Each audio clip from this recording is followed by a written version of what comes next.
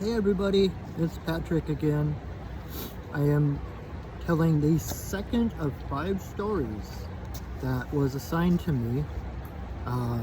If you didn't see my first video, I recently did a soul retrieval for someone, and as part of that soul retrieval, I also did something I do called Faery Doctoring, which is an old Celtic shamanic technique of as in soul retrieval. It's exactly what it sounds like. I go and I retrieve parts of people's souls that have split off or gone off to protect itself. Like when you get in a trauma, like a car accident, and you go into shock, part of your psyche goes off to protect itself. And in a perfect world, those parts find their way back to you and you start to come back to yourself again. But in a world like ours, where we are traumatized on a daily basis, those soul parts don't always find their way back. Sometimes they need a little help. And so I do soul retrieval, which with the help of my spirit guides, I go off and I find those soul parts and I bring them back to a person. And in conjunction with that, I also do Faery Doctoring, which is kind of the very similar technique, although it's where when someone experiences that soul loss, where part of their psyche goes off or splits off, sometimes the fairies, whose job it is to balance the energy between our world and their world, they will adopt one of those soul parts and bring it into the fairy realm in order to balance the energy. And so sometimes when I do a soul retrieval, I check with the fairies. I have a specific fairy liaison whose name is Alandria, and I go to her and ask if this person has any soul parts with the fae, and if they do, we're able to negotiate and bargain to bring them back, because like I said, their job is to balance the energies between our world and their world. And so if we're bringing something back from their world, we have to give something in exchange. And usually that thing is to dance or sing or create something. And so with this particular soul retrieval Faery Doctoring I did the other day, my bargain with the fae to balance the energies, to be able to facilitate that soul part coming back from the fae, they asked me to do 5 videos of 5 stories. And so this is the second in a series of 5 of stories. So I'm down here on the Cedar River. It was a beautiful day. The sun was shining, and the sun just went to hide behind the clouds, and it got suddenly very cold, so I was snuggling up. I got nice warm chai with me to keep me warm. And so I wanted to share another story. This is the dark half of the year. We just passed Samhain, Halloween, which is the final harvest. And so traditionally this is the time of year people could breathe. They didn't have to be out in the fields all day long. They weren't harvesting, they weren't planting. There was nothing for them to do. So this is the time of the year that they would sit inside with the community and sit around the fire and tell stories and songs and everything like that. So the timing of this is very, very appropriate. And so the story I want to share with you now is one that I was recently told. Some of you know, a couple of months ago I went on a vision quest into central Washington, and while I was there it was really strange, because normally I'm kind of an animal magnet. Like, animals just find me, but the whole weekend I was there out in the woods, I didn't see hardly any animals at all. And so, which was fine because I was meant to connect with the trees. And there were all these oak trees around, not the big, mighty oaks that I know, that I'm used to, but because it was kind of a deserty area, the oaks were kind of twisted and scrubby and short and skinny. And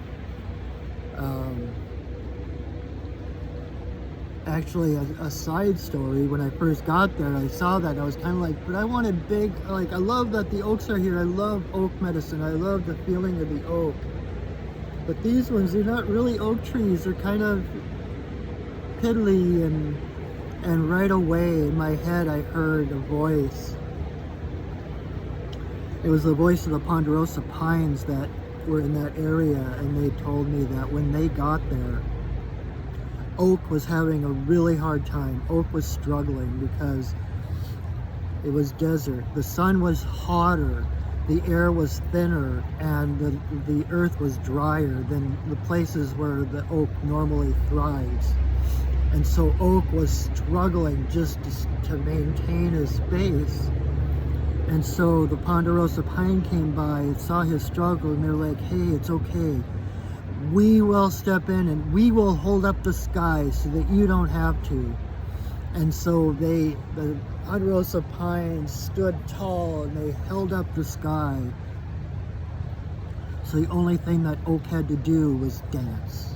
And so there was like these oak trees, they looked like dryads, the tree spirits, and all these dance moves, and they got to expand and try something new. They didn't have to hold up the sky like they normally do. They got to play. And so that's just kind of a side story, just to set the mood. And so when I got to my spot in the woods, and I'm sitting there and I'm talking to the trees, and there was this oak tree right in the center of my sight. And so I started talking to her, and I asked her for a story. And so this is the story that the oak tree told me. She started telling me about the Queen of the Fae in that area, and how loving and compassionate she was, and how she nurtured the living, and she soothed the dying, and made sure that all the creatures and all the beings in her realm were well and taken care of. And that was until one day a great bear came lumbering into the area. This great big bear, and her coat was matted, and there were twigs and leaves entangled in her fur, and her eyes were bloodshot, and she was just exhausted, but she lumbered on, just step after step after step, refusing to stop. And so she came to the Queen of the Fairies, and she's like, "Milady, I am so tired. I'm in so much pain. I need your help. Please help me."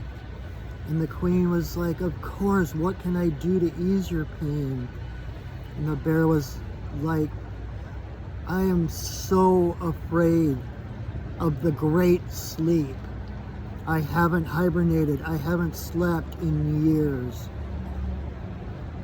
And to keep myself awake, to keep myself from falling into sleep, into hibernation, I have wandered the earth over and over and over to keep myself awake, but I've hit my limit. I don't think I can do this anymore. Please help me."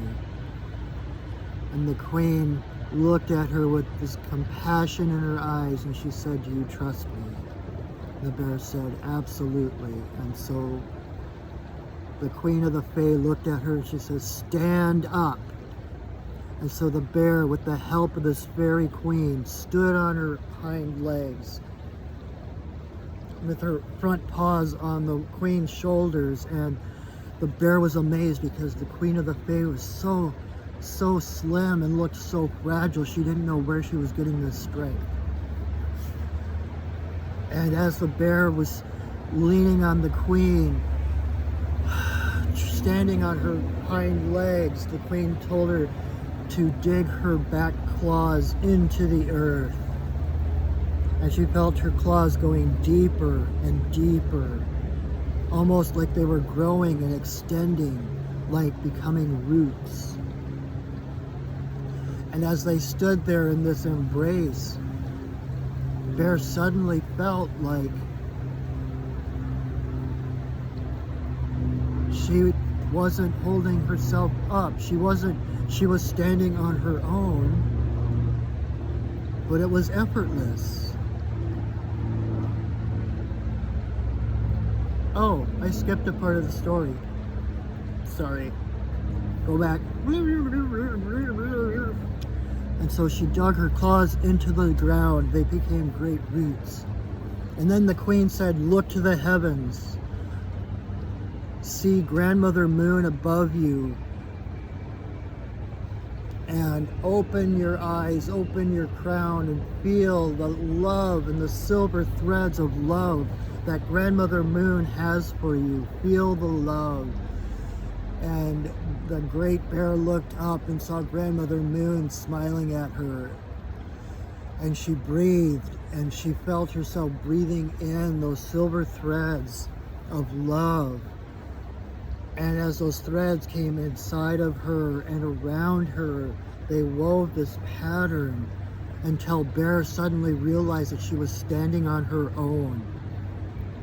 And yet she wasn't tired. It was not a strain. And as those threads of love wove around her and within her, her matted fur became bark. And suddenly she realized that she was a tree. And she was awake and asleep at the same time. And the queen was like, "You no longer have to fear the great sleep. You are now a tree. You live on that border. You are the guardian of this realm and that realm. You are the gatekeeper, always awake and sleeping at the same time. You are part of the dream world and part of the physical world.